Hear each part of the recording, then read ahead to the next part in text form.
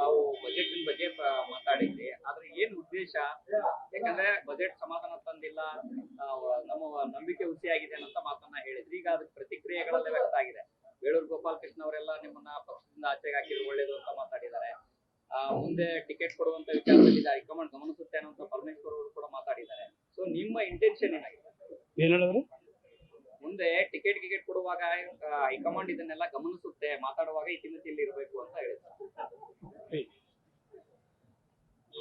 ನಾನು IAS ಅಧಿಕಾರಿನೂ ಅಲ್ಲ, KS ಅಧಿಕಾರಿನೂ ಅಲ್ಲ.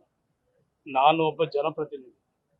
ನನ್ನನ್ನು ಆಯ್ಕೆ ಮಾಡಿ ಒಂದು ಜವಾಬ್ದಾರಿ ಸ್ಥಾನದಲ್ಲಿ ಕೂರಿಸಿರೋರು ಜನ.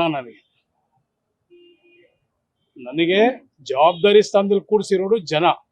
ಮತ ಹಾಕಿ ನನಗೆ ಆದಂತ ಒಂದು ರೀತಿ ನೀತಿನಲ್ಲಿ ನಡವಳಿಕೆಯನ್ನ ಮಾಡ್ಬೇಕಂತ ಹೇಳಿ ನನಗೆ ಒಂದು ಸ್ಥಾನ, ಮಾನ, ಗೌರವ ಕೊಟ್ಟಂತ ಜನ. ನಾನು ಜನದ ಬಗ್ಗೆ ಆಲೋಚನೆ ಮಾಡಬೇಕು, ಬೇರೆಯವ್ರ ಬಗ್ಗೆ ನಾನು ಆಲೋಚನೆ ಮಾಡಲ್ಲ. ನನಗೆ ಸರಿಯಾದ ರೀತಿಯಲ್ಲಿ ನನ್ನ ಕ್ಷೇತ್ರಕ್ಕೆ ನಾನು ಅಭಿವೃದ್ಧಿ ಮಾಡಲಿಕ್ಕೆ ನಾನು ಸಾಕಷ್ಟು ರೀತಿಯಲ್ಲಿ ನಾನು ಮುಖ್ಯಮಂತ್ರಿಗಳ ಮನವಿ ಮಾಡಿದ್ದೆ. ನನ್ನ ಮನವಿಗೆ ಸ್ಪಂದನೆ ಮಾಡಿಲ್ಲ, ಅದಕ್ಕೆ ನಾನು ಹೇಳ್ತೀನಿ. ನಾನು ಮನವಿ ಮಾಡಿದ್ದೀನಿ, ನನ್ನ ಕಷ್ಟ ಸುಖ ಹೇಳ್ಕೊಂಡಿದ್ದೀನಿ. ನನ್ನ ಹಾಲು ಹವಾಲನ್ನ ಅಲ್ಲಿರುವಂಥ ವಸ್ತಿ ಸ್ಥಿತಿನ ಅವರಿಗೆ 10 ಸಲ ಹೇಳಿದ್ದೀನಿ. ಸೊ ನನ್ನ ಕ್ಷೇತ್ರದ ಬಗ್ಗೆ ನಾನು ಮಾತಾಡ್ತೀನಿ, ನನಗೆ ಸಮಾಧಾನ ಇಲ್ಲ ಅಂತ ಹೇಳ್ತೀನಿ. ಅದರಲ್ಲಿ ತಪ್ಪೇನಿದೆ? ನಾನು ರಾಜ್ಯದ ಬಗ್ಗೆ ಮಾತಾಡಲಿಲ್ಲ, ನಾನು ನನ್ನ ಕ್ಷೇತ್ರದ ಬಗ್ಗೆ ನಾನು ಮಾತಾಡ್ತಾ ಇದ್ದೀನಿ. ಏನೇನ್ ಬೇಡಿಕೆ ಇಟ್ಟಿದ್ರಿ ಸರ್? ನೋಡಿ, ಅಲ್ಲಿ ಒಂದು ಬಕ್ಷಿ ಕೆರೆ ಅಂತ ಒಂದು ಕೆರೆ ಇದೆ.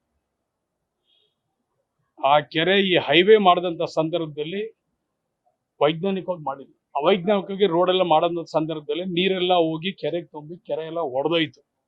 ಆ ಟೈಮಲ್ಲಿ ದನ, ಕರ, ಜನ, ಜಾನುವಾರುಗಳೆಲ್ಲ ತೀರೋಗ್ಬಿಟ್ರು. ಸಾಕಷ್ಟು ಜನ ಒಡವೆ, ವಸ್ತ್ರ, ಅವ್ರ ಪೇಪರು, ಮಕ್ಕಳಿಗೆ ಓದ್ಲಿಕ್ಕೆ ಪುಸ್ತಕನೂ ಇಲ್ಲ. ಅವ್ರ ಒಡವೆ ಹೊಂಟೋಯ್ತು, ಅವ್ರ ಆಸ್ತಿ ಪತ್ರಗಳೆಲ್ಲ ಹೊಂಟೋಯ್ತು. ಇಡೀ ರಾಮನಗರನೇ ಮುಳುಗೋಯ್ತು. 10 ಸಲ ನಿಮ್ ತಗೊಂಡೋಗಿ ನಾವೆಲ್ಲ ಪೇಪರ್ಸ್ ಎಲ್ಲ ಕೂತು ನಿಮ್ಮ ಹತ್ರ ಚರ್ಚೆ ಮಾಡಿ ಕಷ್ಟ ಸುಖ ಎಲ್ಲ ಹೇಳಿ 10 ಸಲ ಹೋಗಿದ್ದೀನಿ. 10 ಸಲಕ್ಕೂ ನನಗೆ ಸ್ಪಂದನೆ ಮಾಡಿಲ್ಲ ಅಂತ ಹೇಳಿದ್ರೆ ನಾನು ಏನಂತ ಮಕ್ಕ ತೋರಿಸ್ಲಿ? ನಾನು ಏನಂತ ನಾನು MLA ಅಂತ ಹೇಳ್ಕೊಳ್ಳಿ? ನನ್ನ ಕ್ಷೇತ್ರದಲ್ಲಿ ನಾನು ಏನಂತ ಹೇಳ್ಕೋಬೇಕು? ನಾನೊಬ್ಬ MLA ಅಂತ ಹೇಳ್ಕೊಳ್ಳ? ನೀವು ಕೊಟ್ಟಂತ ಮತಕ್ಕೆ, ನಿಮ್ಮ ಶ್ರಮಕ್ಕೆ, ನಿಮ್ಮ ಹೋರಾಟಕ್ಕೆ, ನಿಮ್ಮ ಬೆವರಿಗೆನ ಬೆಲೆ ಇದೆ ಅಂತ ಹೇಳ, ಇಲ್ಲ ಬೇಡ ಅಂತ ಹೇಳಲ್ಲ. ಒಬ್ಬರ ಪರಿಸ್ಥಿತಿನ ಅಥವಾ ಎಲ್ಲರ? ನಾನು ನನ್ನ ಪರಿಸ್ಥಿತಿನ ಮಾತಾಡ್ತಾ ಇದ್ದೀನಿ. ನಾನು ಬೇರೆಯವ್ರ ಬಗ್ಗೆ ನಾನು ಮಾತಾಡೋದಿಲ್ಲ, ಬೇರೆ ಕ್ಷೇತ್ರದ ಬಗ್ಗೆ ನನಗೆ ಬೇಕಾಗಿಲ್ಲ. ನನಗೆ ಆಯ್ಕೆ ಮಾಡಿದಂತ ಜನದ ಬಗ್ಗೆ, ನನಗೆ ಕೊಟ್ಟಂತ ಗೌರವದ ಬಗ್ಗೆ ನಾನು ಅವ್ರ ಬಗ್ಗೆ ನಾನು ಮಾತಾಡ್ತೀನಿ.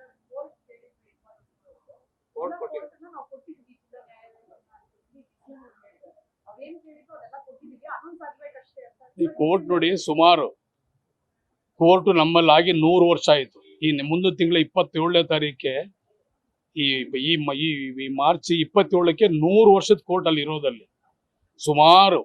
ಸುಮಾರು ವರ್ಷಗಳಿಂದ ಕುಮಾರಸ್ವಾಮಿ ಅವ್ರ ಕಾಲದಿಂದ, ದೇವೇಗೌಡರ ಕಾಲದಿಂದನೂ ಕೋರ್ಟನ್ನು ಕೇಳ್ಕೊಂಡು ಬರ್ತಾ ಇದ್ದಾರೆ. ಅಲ್ಲಿ ಜಾಗನೂ ಇರಲ್ಲ. ಈಗ ನನ್ನ ಕಾಲದಲ್ಲಿ ಜಾಗನ, ಅಲ್ಲಿ ತಾಲೂಕ್ ಪಂಚಾಯತಿ ಜಾಗನ ಇವತ್ತು ಕೋರ್ಟ್ಗೆ ಬಿಡುಗಡೆ ಮಾಡಿಸಿ, ಈಗ ಮೊನ್ನೆ 1 ವಾರ 15 ದಿವಸ ಇನ್ನೂ ಆಗಿಲ್ಲ, ಈಗ ಖಾತೆ ಮಾಡಿಸಿ ಈಗ ಕೊಡ್ತಾ ಇದ್ದೀವಿ. ಈಗ ಅದಕ್ಕೆ ನಮ್ಮ ಉಪಮುಖ್ಯಮಂತ್ರಿಗೆ ಹೇಳಿದಾಗ ಕೋರ್ಟ್ ಸಂಬಂಧಪಟ್ಟಂತೆ ನನ್ನ ಜೊತೆ 300 ಜನ ಲಾಯರ್ ಬಂದಿದ್ರು ಭೇಟಿ ಮಾಡ್ಲಿಕ್ಕೆ. ಇಲ್ಲೇ ಬಂದು ಭೇಟಿ ಮಾಡಿದ್ರು, ಪರಿಪರಿಯಾಗಿ ಕೇಳ್ಕೊಂಡ್ರು. ಕೋರ್ಟ್ ಬೇಕೇ ಬೇಕಂತ ಹೇಳಿ ಕೋರ್ಟ್ ಮಾಡ್ಕೊಡ್ತೀನಿ ಅಂತ ಹೇಳಿದ್ರೆ ಈ ಬಡ್ಜೆಟ್ ಕೋರ್ಟ್ ಸೇರಿಸಿದ್ದಾರೆ. ಹೊಸ್ತೇನು ಇಲ್ವಲ್ಲ. ಪಕ್ಷದಿಂದ ಆಚೆ ಹಾಕ್ಬೇಕು ಅನ್ನೋ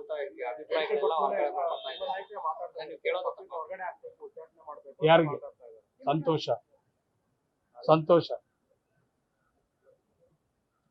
ಸಂತೋಷ ನನಗೇನಿಲ್ಲ.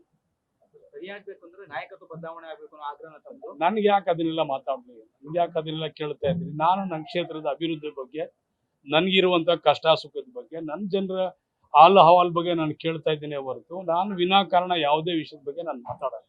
ನನ್ಗೆ ಅವಶ್ಯಕತೆನೂ ಇಲ್ಲ. ನನ್ನ ಕ್ಷೇತ್ರಕ್ಕೆ ಏನು ಕೊಟ್ಟಿಲ್ಲ ಅಂದ್ರೆ ನನ್ಗೆ ಅಸಮಾಧಾನ ಆಗಿದೆ. ನಾನು ಹೇಳ್ತಾ ಇದ್ದೀನಿ.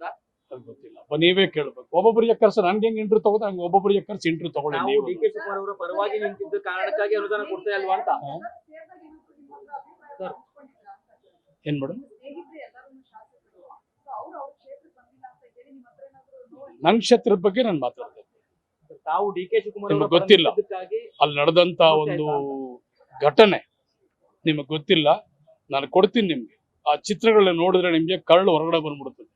ಎಷ್ಟೋ ಜಾನುವಾರುಗಳು ತೀರೋಗ್ಬಿಡ್ತು, ದನ ಕರ ಬೇಕಾದಷ್ಟು ತೀರೋಗ್ಬಿಟ್ರು. ಜನ ಎಲ್ಲ ತೀರೋಗಿ ಎಲ್ಲ ಹೊರ್ಟಾಯ್ತು. ಗಾಡಿಗಳು ರೇಷ್ಮೆ ನಾಡು ಅಂತ ಇದೆ, ಕಚ್ಚಾ ರೇಷ್ಮೆ, ಫಿನಿಶ್ಡ್ ಗೂಡ್ಸು ಎಲ್ಲಾನು ಕೊಚ್ಕೊಟ್ಟೋಗ್ಬಿಡ್ತು. ಮಕ್ಕಳಿಗೆ ಓದೋಕ್ ಪುಸ್ತಕ ಇಲ್ಲ, ಊಟ ಇಲ್ಲ, 3 ದಿವಸ ರಸ್ತೆ ಚರಂಡಿ ಬ್ರಿಡ್ಜು ಎಲ್ಲ ಹೊಟ್ಟೋಗ್ಬಿಟ್ಟು ಎಲ್ಲಾನು.